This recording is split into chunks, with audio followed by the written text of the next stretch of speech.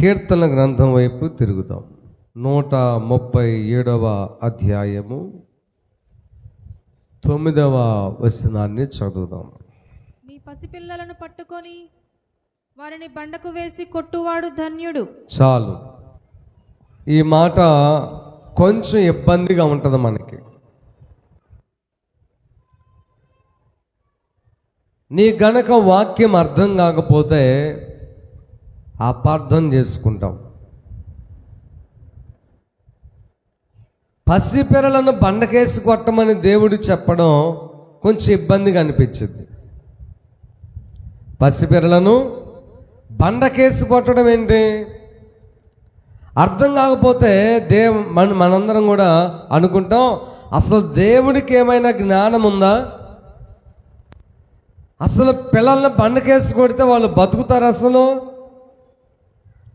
కాబట్టి బైబిల్ తప్పు అని అనుకుంటాం. బైబిల్ ఎప్పటికీ తప్పు కాదు. హల్లెలూయా. నువ్వు అర్థం చేసుకోవడంలో ఉన్నది అపార్థం చేసుకోవడం కంటే ముందు అర్థం చేసుకోవడానికి అలవాటు చేసుకోవాలి. పసిపిల్లలను బండకేసి కొడితే ఏంటి మేలు? బైబిల్లో ఎవరైనా అలాగా బండకేసి కొట్టిన వాళ్ళు ఉన్నారా? బండ అంటే ఎవరు? 1 కొరింథీ పత్రిక 10వ అధ్యాయంలో ఆ బండ గురించి వ్రాయబడి ఉంటుంది. ఒకసారి చూడండి. 1 కొరింథీ పత్రిక 10వ అధ్యాయం. సహోదరులారా, ఈ సంగతి మీకు తెలియకుండా నాకు ఇష్టము లేదు. 4వ వచనం, అందరూ ఆత్మ సంబంధమైన ఒకే పానీయమును పానము చేసిరి. ఏలయనగా అమ్మా తమ్మును వెంబడించిన ఆత్మ సంబంధమైన బండలోనిది త్రాగిరి. ఆ బండ క్రీస్తే. హల్లెలూయా. ఆ బండ ఏంటి? క్రీస్తు ప్రభువారు. క్రీస్తు అనే బండకు నీ బిడ్డలను, నీ పసిపిల్లలనేసి కొట్టడం అంటే బాధటం అని కాదు.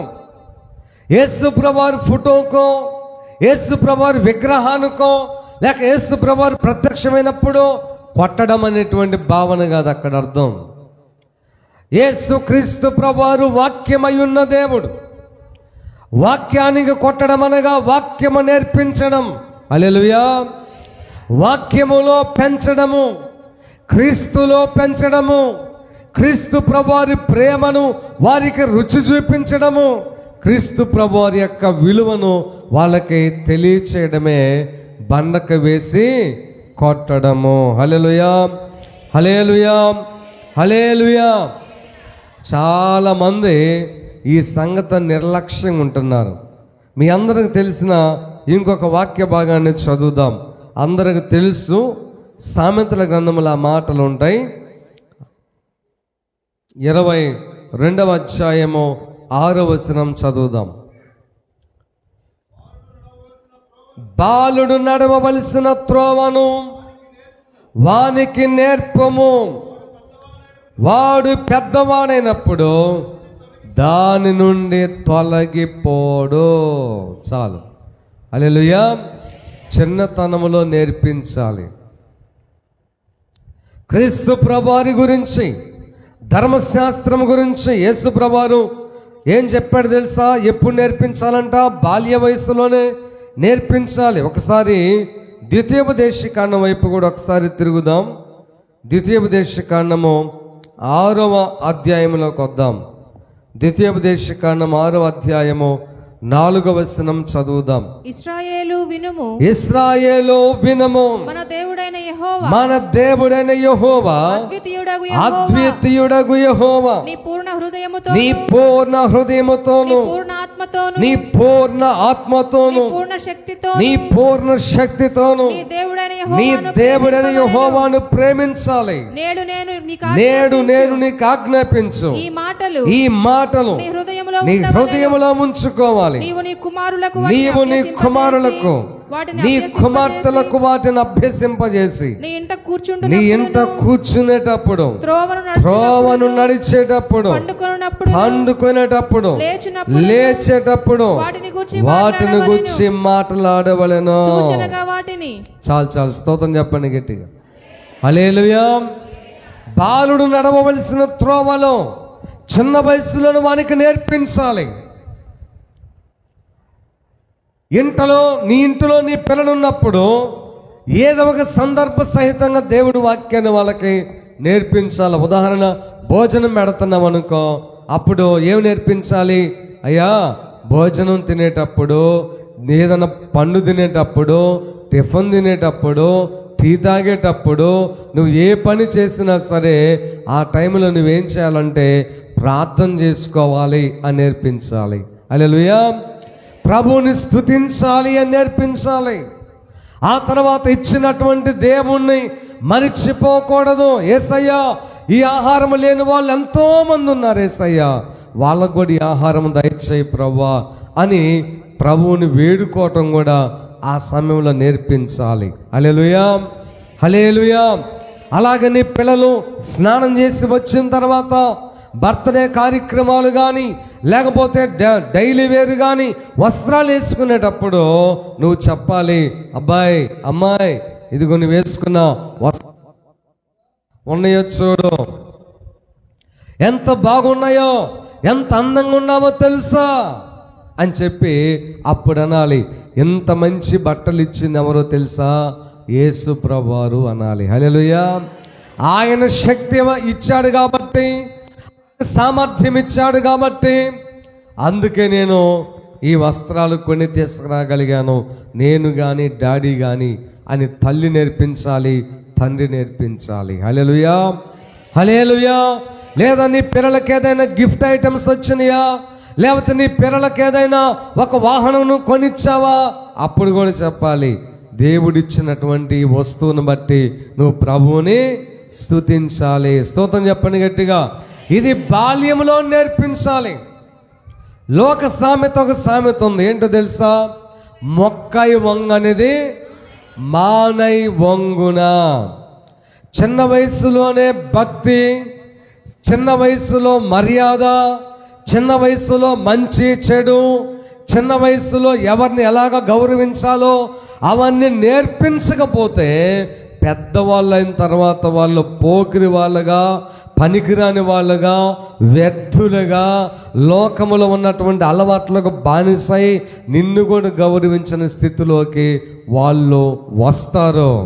హల్లెలూయా. నీవే అది బిల్డప్ చేయాలి, నువ్వు నేర్పించాలి నీ పిల్లలకి పెద్దలను ఎలా గౌరవించాలో. కొంతమంది ఏం చేస్తారంటే మీ పిల్లల దగ్గర వేరే వాళ్ళ గురించి చెడుగా మాట్లాడుతూ ఉంటారు.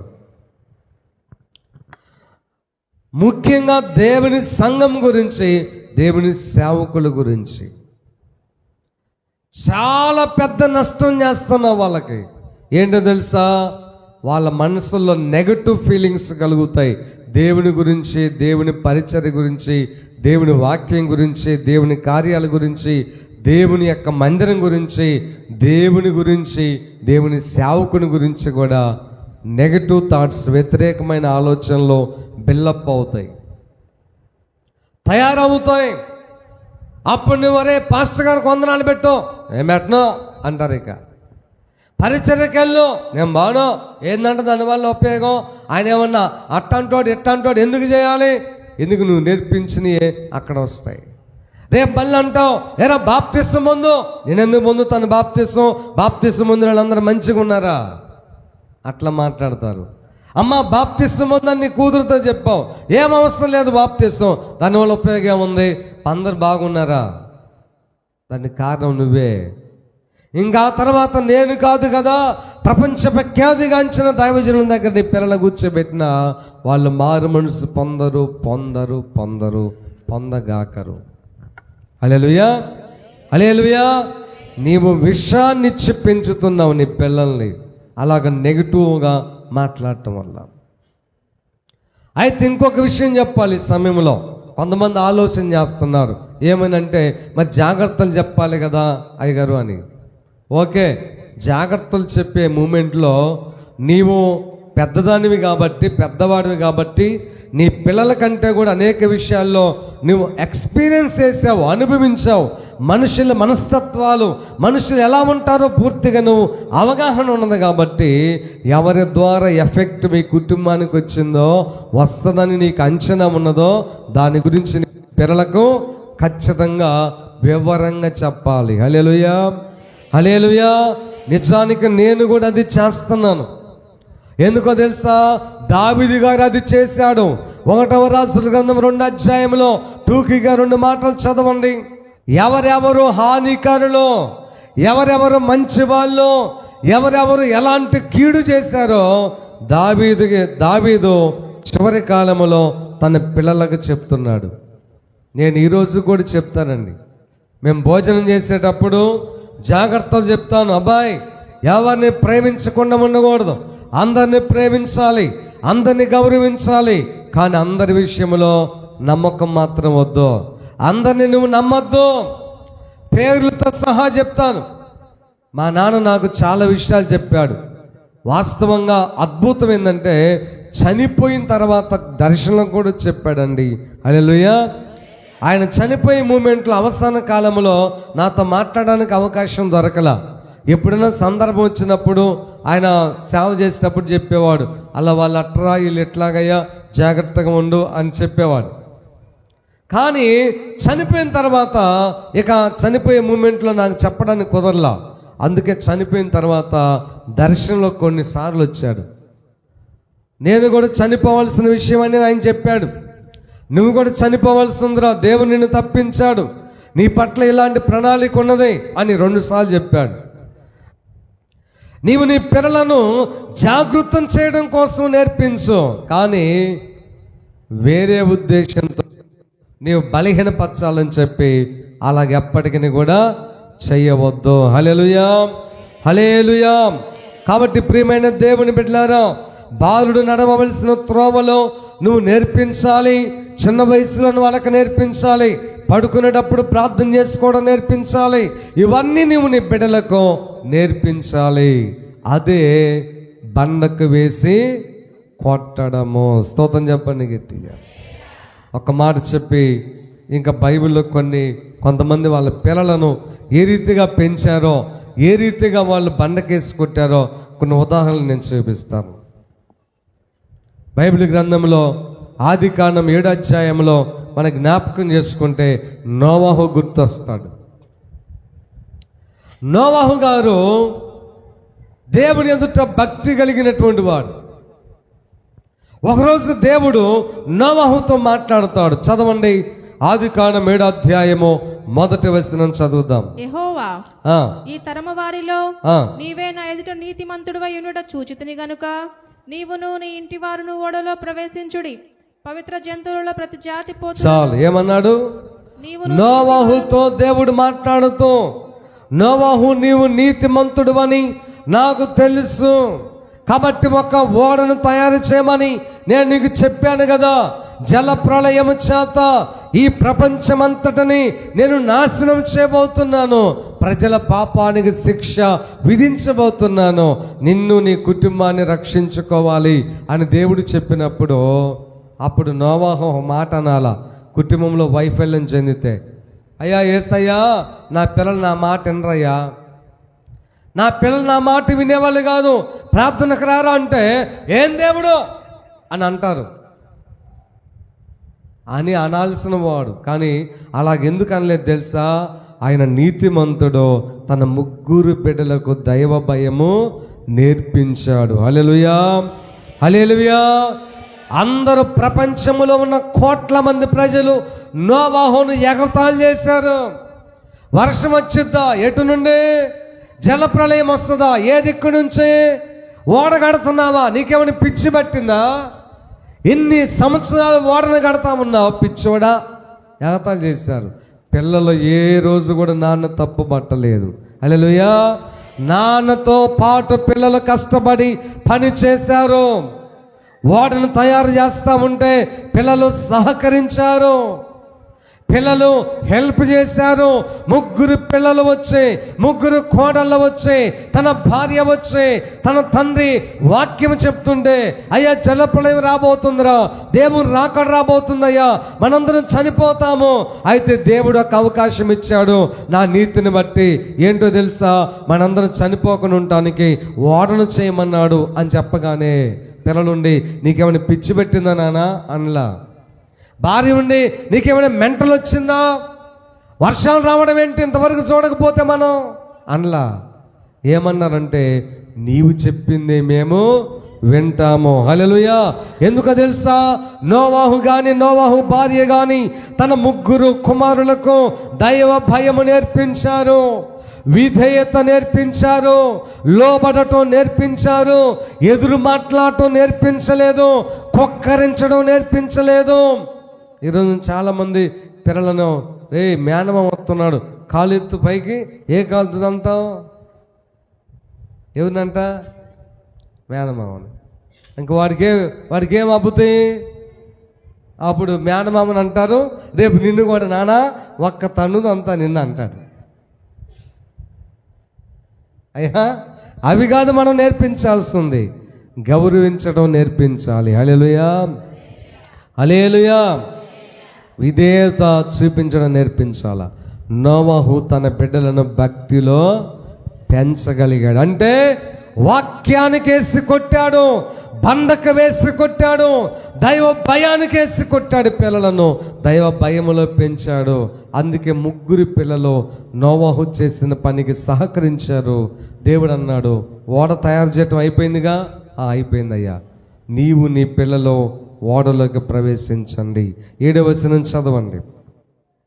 అప్పుడు నోవహును అతనితో కూడా అతని కుమారులను, అతని భార్యయు, అతని కోడండ్రను ప్రవాహ జలములను తప్పించుకున్నటకై ఓడలో ప్రవేశించరి. స్తోత్రం చెప్పండి గట్టిగా, హల్లెలూయా, హల్లెలూయా. కాబట్టి నోవహు వలె నీ పిల్లలను దైవ భయముతో పెంచగలుగుతున్నావా? పెద్ద ఉపద్రవం తప్పించుకున్నారు. ఏంటి ఉపద్రవం? కోట్ల మంది ప్రజలు జల ప్రళయములో కొట్టుకొని చచ్చిపోయి పేనగలై నీళ్ళ మీద తేలాడుతూ ఉంటే, బండకేసి కొట్టబడిన నోవహు పిల్లలు, నోవహు తన భార్య, వారి కోడళ్ళు అందరూ మొత్తం ఎంతమంది? 8 మంది ఆ యొక్క ఓడలో నీళ్ళ మీద తేలాడుతూ ఉన్నారు. హల్లెలూయా. ఇప్పుడు మనందరం నోవహు సంతానమే. ఇప్పుడు ఒక ప్రశ్న అడుగుతాం, నోవహు కులం ఏంటి? ఏం కులం? నోవహు కదా బ్రతికి ఉన్నది, అదేమో కట్టుకథ కాదుగా. ఇప్పటికీ నోవహు యొక్క ఓడ ఉంది, ఇప్పటికీ ఓడ శిథిలమై ఉన్నది కానీ ఉన్నది. అదే ప్లేస్లో ఇప్పుడు మళ్ళీ ఓడను తయారు చేస్తున్నారు. నోవహు గారి జ్ఞాపకార్థంగా అరారతు కొండ మీద ఆ ఓడను తయారు చేస్తున్నారు. అరారతు కొండ ఇప్పటికీ ఉన్నది, ఆ ఓడ అవశేషాలు ఇప్పటికీ ఉన్నాయి. మరి ఆ ఓడలో ఉన్నది నోవహు ఒక్కడేగా. నోవహు 3 పిల్లలు, షేము, హాము, యాపేతు, ఈ 3రేగా. మరి వాళ్ళకు పుట్టిన పిల్లలేగా మీరందరూ. మరి ఎందుకు ఊరకనే ఎక్స్ట్రాలు పడతా ఉంటావు? నా అది గొప్ప, నా ఇది గొప్ప అని. ఏది గొప్ప అనేది? ఏది లేదు. నరకములో ఏదైనా తేడా ఉందా? ఒక నరకానికి వచ్చేటప్పుడు దేవుడు ఉండి, పిల్లకోడా పోరా అన్నాడు అని కేసయ్య. నీ పిల్లకోడిని నన్ను కాల్చొద్దు అంటాడా వాడు? అంటాడా? అల్లేరు అంతే. లేకపోతే నేను ఫలానా కులం, నేను నరకానికి పోనంటే నువ్వు మొరాయించే కొన్ని కాళ్ళు చేతులు కట్టి ఇసిరి పడేస్తారంతే. నోవహుదే కులం. అందుకనే ప్రియమైన దేవుని బిడ్డలారా, వాక్యాన్ని జ్ఞాపకం చేసుకుంటే నీ బిడ్డలను బండకు వేసి, అనగా బండకు వేసి నీవు కొట్టగలుగుతున్నావా? నోవహు వలె. అందుకనే నోవహు పిల్లలు, ఒక మాట చెప్తాను చూడండి, ఎప్పటికైనా మాట వర్తిస్తుంది. నీవు మొదట విధేయత నేర్చుకుంటే నీ పిల్లలు విధేయత నేర్చుకుంటారు. హల్లెలూయా. నీవు ముందు దేవునికి లోబట్టం నేర్చుకుంటే నీ పిల్లలు దేవునికి లోబట్టం నేర్చుకుంటారు. నీవు మొదట దైవజనులను గౌరవించడం, దైవజనులకు భయపడటం, దేవుని వాక్యానికి భయపడటం, పరిచర్య చేయటం అలవాటు చేసుకుంటే నీ పిల్లలు కూడా నీ బాటలోనే నడుస్తారు. హల్లెలూయా, హల్లెలూయా. ఇంక నీ దేవుడు చూసుకుంటాడు. ఇంక నువ్వేం చేయాల్సిన పనిలే. నీ పిల్లల్ని దేవుడు ఎలాగ తీయాలి పైకి, అలాగ వృద్ధి పొందిస్తాడని వాక్యం సెలవిస్తూ ఉంది. అందుకే నోవహు దేవుని వాక్యం అనే బండకు వేసి కొట్టడం వల్ల పిల్లలు విధేయులయ్యారు. ఆ పిల్లలకు వచ్చిన కోడళ్ళు కూడా విధేయత కలిగిన వారుగా మారారు. ముగ్గురు కోడళ్ళు కూడా విధేయులే. మామయ్య మీ మాట వినం. అమ్మా సందర్భం వచ్చింది కాబట్టి చెప్తున్నాను, తప్పుగా మీరు అనుకోవద్దు. అనుకున్న ఐ డోంట్ కేర్. కోడళ్ళైన మీరు నీ భర్తను మాత్రమే గౌరవించడం, ప్రేమించడం కాదు.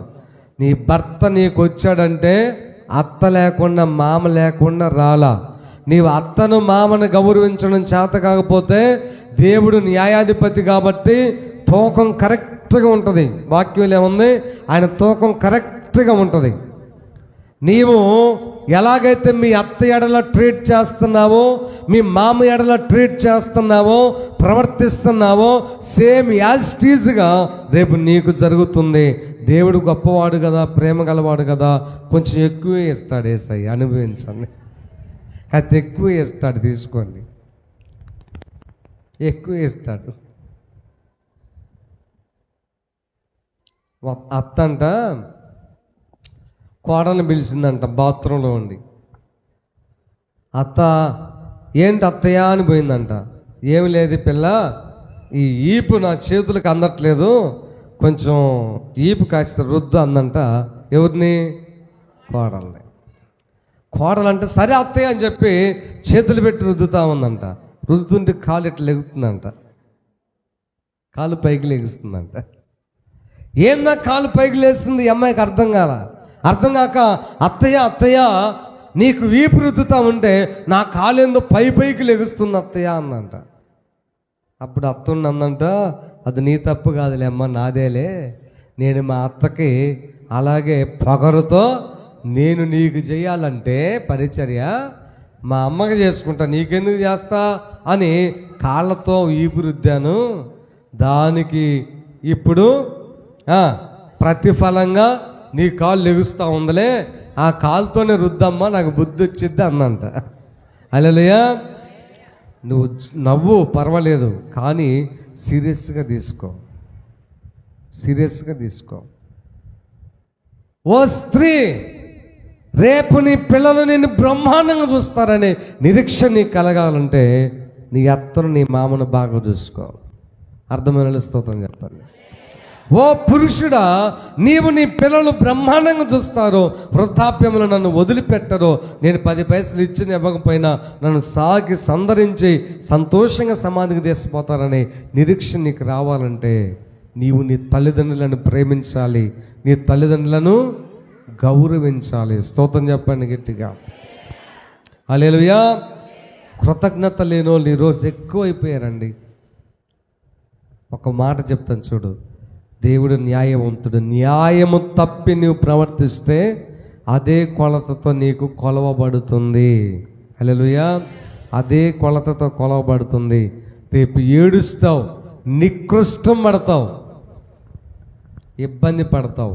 జాగ్రత్తగా ఉండు. అర్థమైన స్తోత్రం చెప్పండి. అందుకని నోవహు తన పిల్లలను బండకేసి కొట్టినందువల్ల ఏం జరిగిందో తెలుసా? నోవహు పిల్లలలో పడ్డారు. నోవహు వచ్చినటువంటి 3 కోడళ్ళు కూడా మామను గౌరవించి మామ మాటకు లోబడి ఆ యొక్క ఓడ తయారు చేయడానికి సహకరించారు. ఓడలో ప్రవేశించమంటే ప్రవేశించారు. అలాగే రెండో విషయాన్ని చూద్దాం. అందరికి తెలిసిన మాటలే. ఆదికాండము 22వ అధ్యాయము 9వ వచనం చదవండి త్వరగా. అలాగు వారిద్దరు కూడి వెళ్ళి దేవుడు అతనితో చెప్పిన చోటికి వచ్చినప్పుడు అబ్రహాము అక్కడ బలిపీఠము కట్టి కట్టెలు చక్కగా పేర్చి తన కుమారుడు ఇస్సాకును బంధించి ఆ పీఠము పైన కట్టెల మీద ఉంచెను. స్తోత్రం చెప్పండి అర్థమైన వాళ్ళు. ఆ కథ అంతా మీకు తెలుసు. నేను టూకీగా చెప్తాను చూడండి. అబ్రహాముకి లేక లేక ఒక అబ్బాయి పుట్టాడు. ఒకరోజు దేవుడు కనబడి నీ అబ్బాయిని నాకు బలివు అన్నాడు. అబ్రహాము సరేనా, సరే అయ్యగారు, యేసయ్యా నీకంటే ఎక్కువ నీవే ఇచ్చావు, నీ బిడ్డను నీకే ఇస్తాను. ఇది గుర్తుపెట్టుకోవాలి, నీకు పిల్లలు ఇచ్చింది ఎవరు? దేవుడే. కాబట్టి దేవుని పిల్లలను దేవుని కోసం పెంచడానికి నీకేంటంటే ఇబ్బంది? నీకు ఇబ్బంది ఏముంది? ఒక మాట సీరియస్గా చెప్తాను, సందర్భం వచ్చింది కాబట్టి. మీలో చాలామంది తల్లులు స్వార్థపూరితమైనటువంటి వాళ్ళు. నీ పిల్లలు బాగా చదువుకుంటే ఉద్యోగాలు చేసి సంపాదించుకోవడానికి నువ్వు ఇష్టపడతావు. అదే నీ పిల్లలు చదువులో రాణించకపోతే అప్పుడు దేవుడు గుర్తు వస్తాడు. అయ్యో అబ్బాయిని పరిచయగా తీసుకుపోయా, ఏదో ఒక విషయంలో కొంచెం అబ్బాయిని సెట్ చేయయ్యా, అబ్బాయిని కూడా పాస్టర్గా చేయయ్యా అంటే అర్థమైంది, నీకు పనికిరానోడు, నీకు ఉద్యోగానికి పనికిరానోడు, మందమతోడు, చదువు రానోడు యేసే సేవకు అవసరమనే. హేబేలు వలె శ్రేష్టమైంది వాళ్ళ దేవునికి. హల్లెలూయా. చాలామంది అంతే, చాలామంది అంతే. అవసరానికైతే భలే ప్లాన్లు వేస్తుంటారు కొంతమంది, భలే ప్లాన్లు వేస్తుంటారు. నాకు నవ్వు వచ్చేది. నీకు అర్థం కాదా మరి? నీకు మైండ్ పని చేయట్లేదా? ఎప్పటికైనా మనిషితో అవసరం వచ్చిందని చెప్పి మంచిగా ట్రీట్ చేయాలనే జ్ఞానం నీకు లేదా? ముందు నోటుకొచ్చినట్టుగా మాట్లాడతావు, నోటుకొచ్చినట్టుగా ప్రవర్తిస్తావు, నీకు నచ్చినట్టుగా బిహేవ్ చేస్తావు.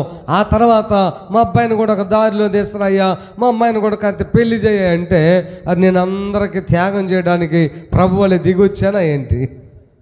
ప్రభు వాళ్ళే దిగొచ్చానా? నేను దిగొచ్చానా? నీ స్వార్థం నిన్ను ఏడిపించింది. రేపు అందరి తరలుగా చెప్తున్నాను, నీ స్వార్థం నిన్ను ఏడిపించింది. ఎలా ఉన్నా దేవునికి ఇవ్వగలగాలి. లేదంటే ఒకటే తీర్మానం, అయ్యా నా బిడ్డను మంచిగా చదివించి మీ కొరకు ఉపయోగపడే సాధనంగా చేస్తా, అలాగ చెయ్యి. ఎంతమంది తరులు ఆ రీతిగా చేశారు. కొంతమంది దృష్టిలో నీ పిల్లలు మంచిగా చదువుకొని గొప్పోళ్ళు అయితే ఏం గుర్తురాదు, తర్వాత గుర్తొచ్చింది ఎప్పుడు వాళ్ళు ఫెయిల్ అయ్యి లైఫ్లో సెటిల్ కాకపోతే, అమ్మో సేవ అంటే అంత విలువైందని, అయ్యగారు సేవ అంటే అంత విలువైంది, పరిశుద్ధమైంది. మరి ముందు గుర్తు రాలేదా పరిశుద్ధమైందని? ముందేమో సేవ విలువలేనటువంటిదా, దేవుని పని విలువలేనటువంటిదా, ఫెయిల్ అయిపోయేసరికి అప్పుడు విలువైనటువంటిదా? నీకంటే దేవుడు మహాముదురు. ఆయన దగ్గర మన కుప్పిగింతులు చెప్పాలి, పని చెయ్యం, కుప్పిగింతులు పని చెయ్యం. నువ్వు నేను కాదు, గతం గబక్కడ మర్చిపోయి ఏంటి వర్తమానంలోకి వచ్చి జీవించడానికి. దేవుడు ఆయన ప్రతిదీ క్షుణ్ణంగా గమనిస్తాడు ఆయన. హల్లెలూయా. 139వ కీర్తన 1వ వచనాన్ని చదవండి ఒకసారి. నీకు తలంపు రాకముందే నీ యొక్క స్వార్థపూరితమైన ఆలోచన దేవునికి ముందుగానే తెలుసు, దేవునికి ముందుగానే తెలుసు. అబ్రహాం ఏం చేశాడు తెలుసా? ఏమండి, తనకు పుట్టినటువంటి కుమారుడు, ఏకైక కుమారుడు, దేవుడు అడగగానే అసలు ఏం మాట్లాడలా, ఇచ్చేస్తా ప్రభా, ఎలాగా? బలిచ్చేసాయి, చంపన్నాడు. చంపుతా ప్రభా, ఏమైంది? నేను మీ మాట ప్రకారంగా అది నరహత్యగా జరగదుగా, పరిగణించరుగా, వస్తున్నా అని చెప్పి పిల్లని తీసుకుని వెళ్ళాడు. ఎక్కి పలానా కొండ మీద బలి ఇవ్వమంటే ఆ కొండ మీదకి తీసుకుని వెళ్తున్నాడు. మోరియా పర్వతం.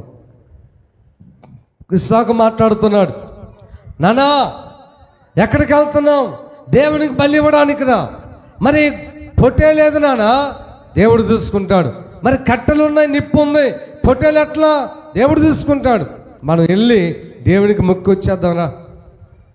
సరేనన్నా అని చెప్పి నాన్నను నమ్మాడు, నాన్నకు విధేయత చూపించాడు. కారణం ఏంటో తెలుసా? అబ్రహాము ఇస్సాకుని దైవ భయములో పెంచాడు, దైవ భయములో పెంచాడు, దేవుని సన్నిధిని అలవాటు చేశాడు, విధేయత నేర్పించాడు. అబ్బాయి, దేవుని విషయంలో నువ్వు ఎప్పుడు కూడా ఎదురు చెప్పొద్దు అని చెప్పాలి నీ పిల్లలకి. అన్న ఏదైనా చెప్తే ఎదురు చెప్పొద్దు. అయ్యగారు ఏదైనా చెప్తే ఎదురు చెప్పొద్దు. దేవుని పని అన్న తర్వాత ఎదురు చెప్పబాకండి. దేవుని విషయం అన్న తర్వాత వెనక్కి ఆలోచన చేయబాకండి. చెప్పండి. అబ్రహాం అది చెప్పాడు, రే దేవుడికి బలి ఇవ్వాలి, ఎదురు చెప్పొద్దు. సరే అమ్మా, సరే నాన్న. పైకెక్కిన తర్వాత ఏం చేశాడు? కట్టెలు పేర్చాడు. ఫస్ట్ రాళ్ళు, తర్వాత కట్టెలు పేర్చాడు. నిప్పు రెడీ పెట్టుకున్నాడు. గొర్రెపిల్ల లేదు. ఇస్సాకు ఆలోచన, గొర్రెపిల్ల లేదే, ఎడు తెస్తాడు మా నాన్న అనుకునే లోపు టక్కమని ఇలా పట్టుకున్నాడు. అబ్రహాముకి అప్పుడు 115 సంవత్సరాల దాకా ఉన్నాయి ఇంచుమించుగా. ఆ 120 సంవత్సరాలు ఉన్నాయి అప్పటికి. కానీ ఇస్సాకుకి నాకు తెలిసిన, అంటే కరెక్ట్ వయసు చెప్పలేం కానీ ఒక 20-25 లోపు ఉంటాయి ఇస్సాకుకి. మంచి వయసులో ఉన్నాడు ఇస్సాకు. ఆ ఇస్సాకు లేదు 20 సంవత్సరాల లోపైన ఉండొచ్చు. ఆ అబ్బాయిని పట్టుకొని బంధిస్తుంటే ఎదురు చెప్పలేదు. హల్లెలూయా. కారణం ఏంటో తెలుసా? బండొక్క వేసి కొట్టాడు అబ్రహాము. అయ్యా, ఇలాగ ప్రార్థన చేసుకోవాలి, ఇలాగ విధేయత చూపించాలి, నేను ఏది చేసినా నీ మంచికే.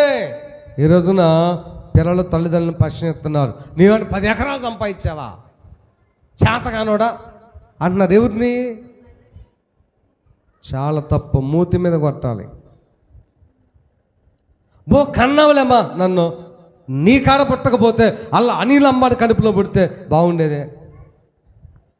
తరమండి ఇంట్లో నుంచి, ఇబ్బంది లేదు, పోరు అక్కడికే పోని.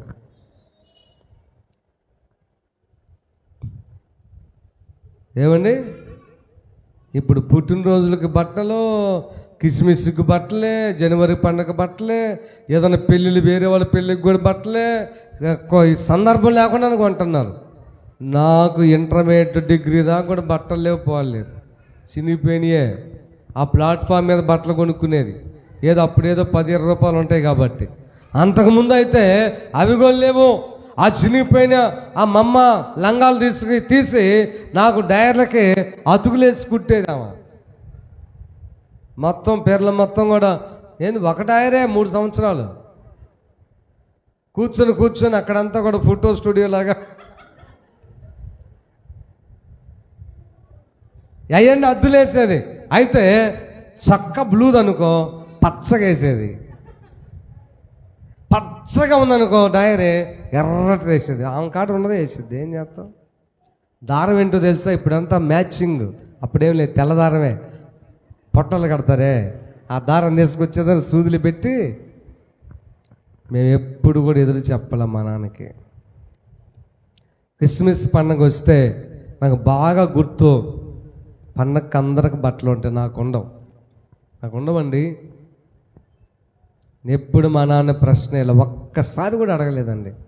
ఒక్కసారి కూడా నాకు బట్టలు కొనిచ్చు అసలు అడగల. అంతే, అడగల. చెప్పులు అడిగాను, అడగ ఎప్పుడూ తెస్తాడు పారాగాని చెప్పులు. అప్పుడు 50 రూపాయలు ఎంతో, 20 మరి.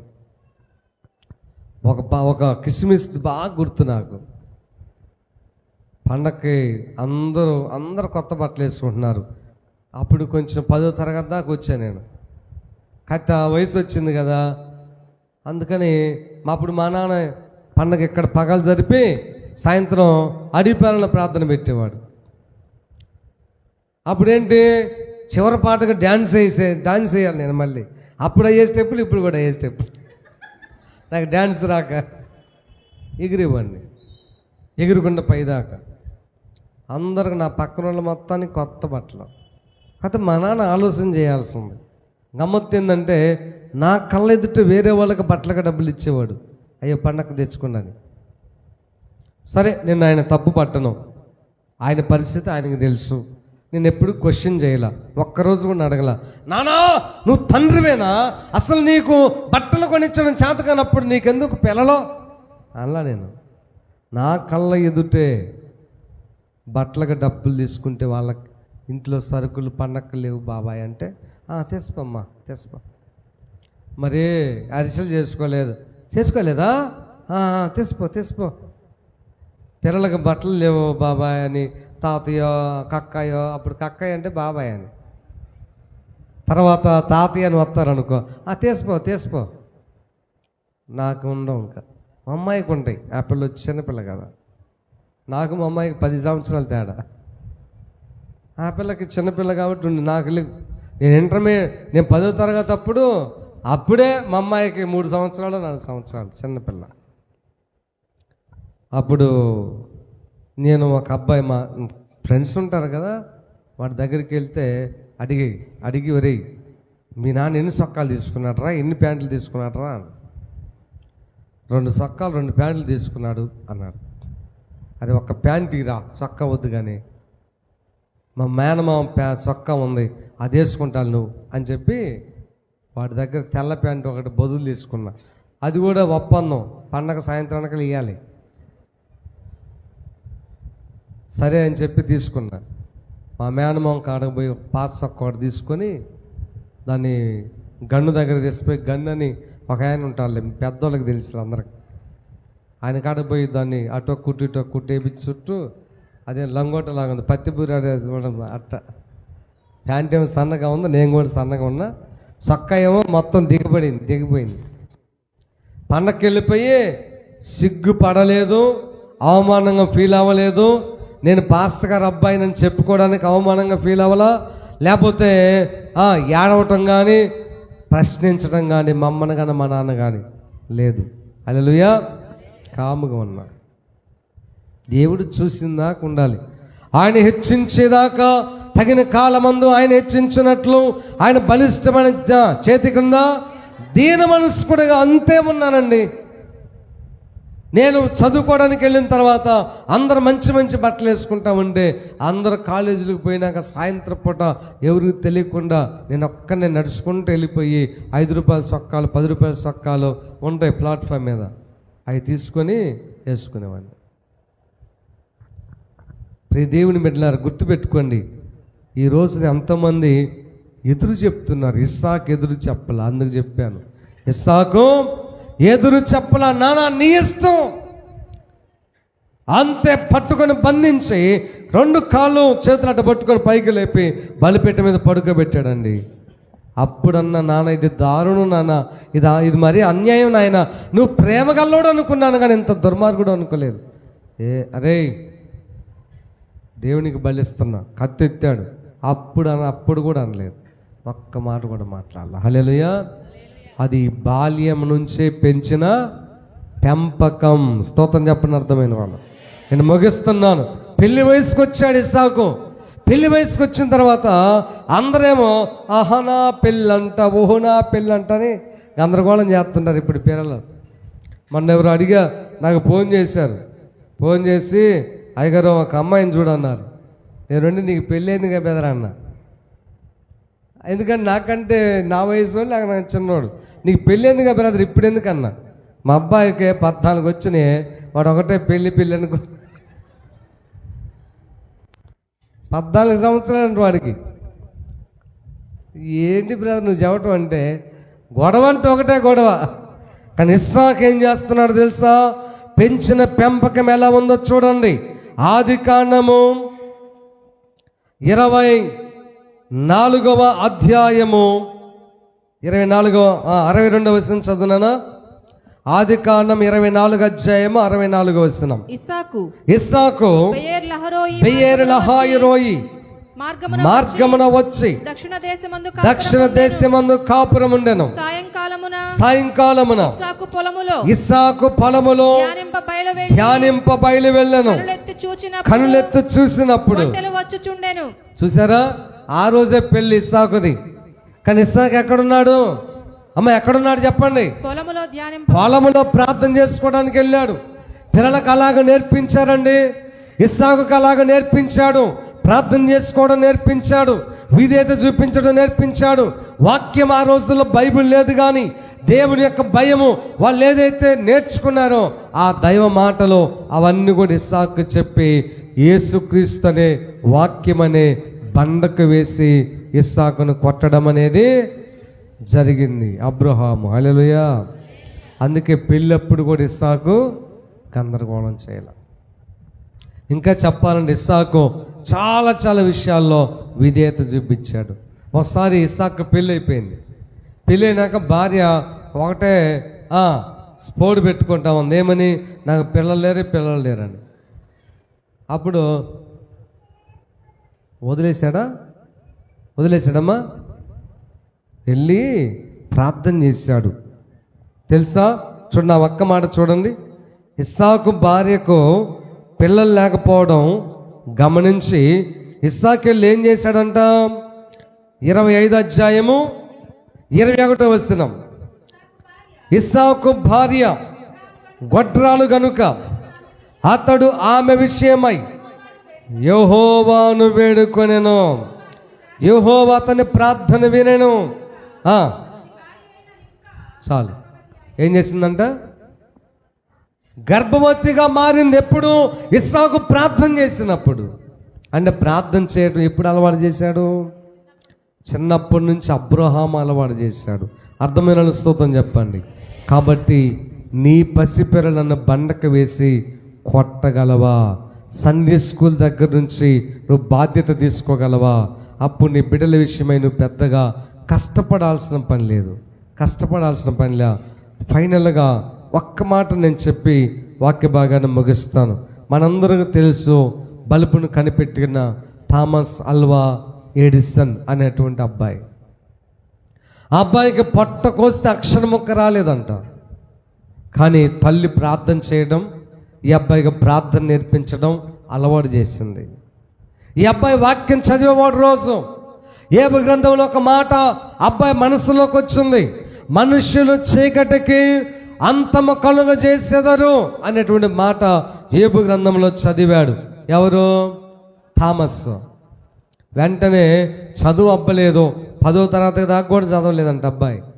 ఆ తర్వాత నేను ఎలాగైనా సరే ఈ వాక్యానుసారముగా ఏదైనా ఒక వెలుగు యంత్రాన్ని కనిపెట్టాలి అనుకున్నాడంట. వెలుగు యంత్రాలు ఎట్లా తయారు చేయాలి, ఎట్లా ఆలోచన చేశాడో మనకు తెలియదు. వెరసి మనం ఈ రోజున ఈ బల్బుల కాంతిలో ఉండటానికి థామస్ అల్వా ఎడిసన్ కారణమయ్యాడు. హల్లెలూయా. ప్రార్థన, తల్లి ప్రార్థన. స్తోత్రం చెప్పండి గట్టిగా. మరి నువ్వు నీ బిడ్డలకు ఏమి నేర్పిస్తున్నావు? బండకేసి కొడుతున్నావా? వాక్యాన్ని నేర్పిస్తున్నావా? ప్రార్థన అలవాటు చేస్తున్నావా? కళ్ళు మూసుకోండి, ప్రార్థన చేసుకుందాం.